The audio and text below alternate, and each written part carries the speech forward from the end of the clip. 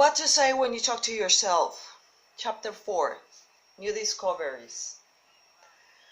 During the last few years, neuroscientists have learned that much of what we have suspected about the human brain is true.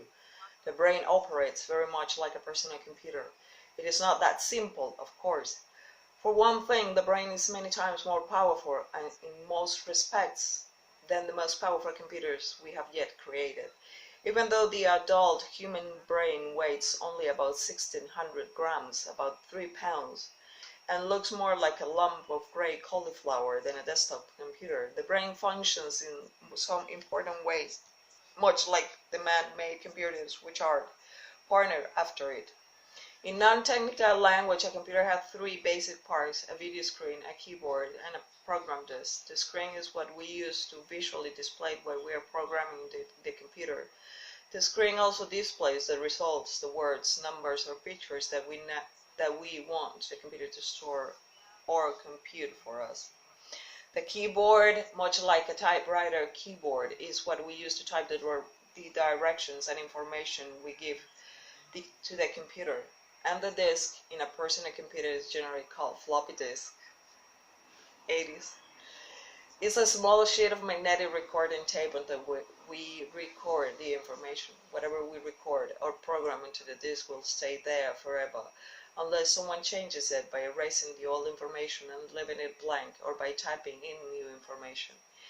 Each of us, along with our brain, has similar parts. In us, the computer's video screen is comparable to our appearance and our actions, what we display to the world around us. In a human being, the computer keyboard is the same as our five senses. Anything we hear, see, taste, touch, smell, or anything we say to ourselves is programmed into our brain through our keyboard, our five senses.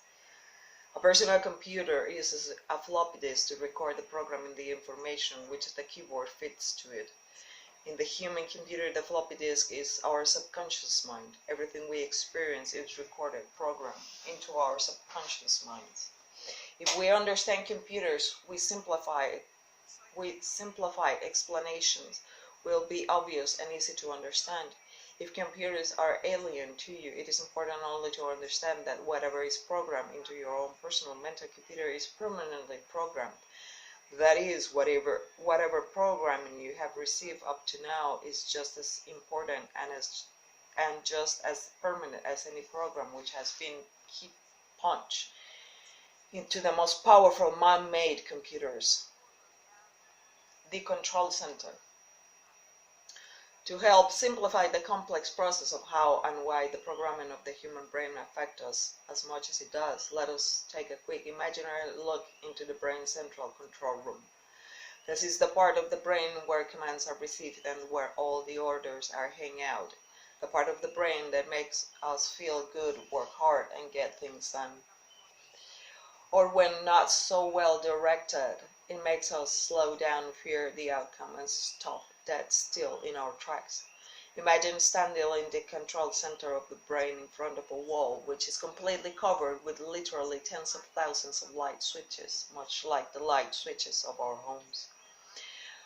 One section of the switches controls our moods, and another section governs our health. Another group of switches controls our emotions.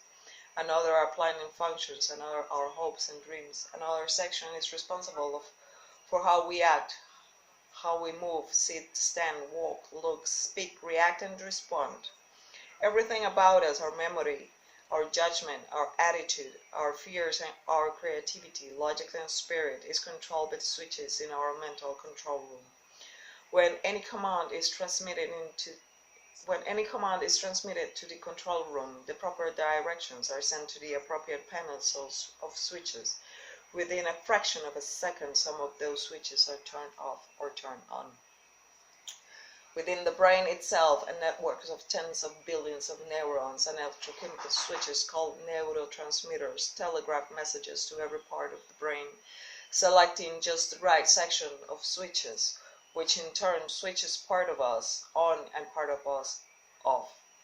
The brain infinitesimally small chemical receiving centers respond to almost imperceivable electrochemical signals which deliver nearly unmeasurable but highly potent chemical substances to our brain, our central nervous system, to our bodies, which in turn control or affect everything we do.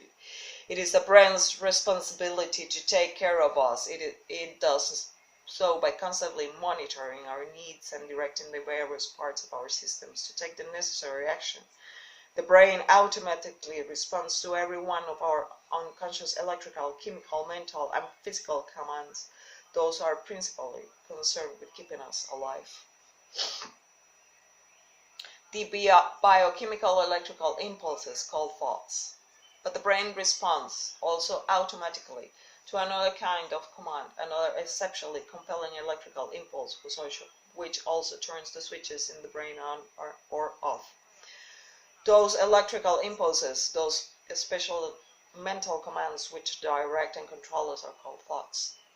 Every thought we think, every conscious or unconscious thought we say to ourselves is translated into electrical impulses, which in turn direct the control centers in our brains to electrically and chemically affect and control every motion, every feeling, every action we take every moment of every day.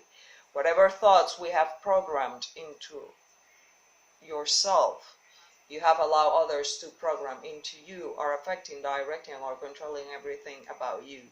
From the day we were born, we have received a staggering amount of programming. It will require an immense computer just to compute the number of individual pieces of information we have received from the world around us in just 1 year. Some of the programming is obvious, but much of it we are never even aware of receiving. The obvious programs are those comments, questions, and statements which are made to us directly. We are told by our parents and other adults what we can and cannot do. We are told that we are good at what and what we are not good at. We are told how we look. We are told what to expect, what to believe in, how to act, what to do or not to do. Because starting out as children completely dependent on others, it is important to our survival to listen and to believe what others say. We learn to accept what others tell us and learn to believe it.